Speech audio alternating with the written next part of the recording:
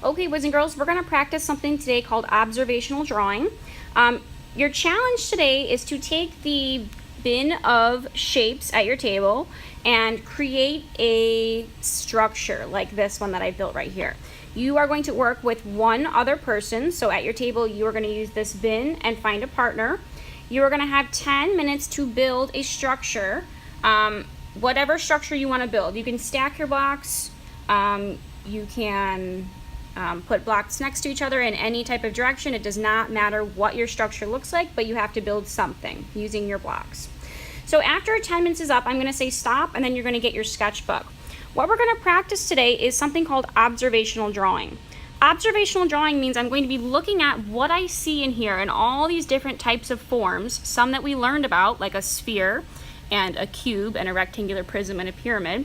And I'm going to take what I see, exactly how I see it, and try and copy it in my sketchbook. So here's how I kind of started mine. I've opened my sketchbook here, and I'm just going to start with something called a ground line.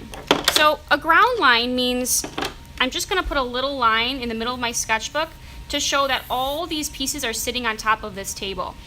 Now I'm just going to start with any form, it doesn't matter. So I started with these right here.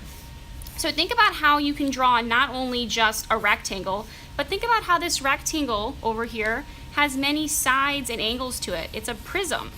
It's a form, not just a flat shape. So think about how you can turn these into forms by looking at all the sides and angles you see. So if I'm going to start to copy another one of these rectangular prisms on the ground here, I might start with a square, but then I'm going to really look at my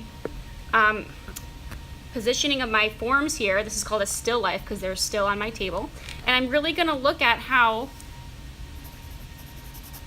the sides of this cube go back into space and try and copy what I see. So the whole time I'm really looking with my eyes to try and copy what I see. So we're going to spend about the whole class period on this. You might not copy the whole thing, but I want you to try and copy as much as you can in the time that we have.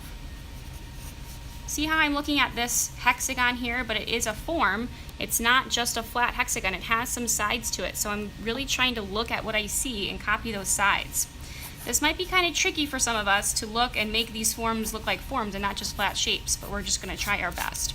If you can see some of the shadows, some of the forms are making shadows on the table. So I might want to take my pencil and even try to make some shadows on top of the table with the forms. Or I can even take my pencil and add some of those shadows and highlights like we practiced from our last project. Each of these forms has a really dark area for a shadow, and a medium area and a bright highlight. So I'm going to keep copying all the forms that I see and copy as many as I can in the time that I have.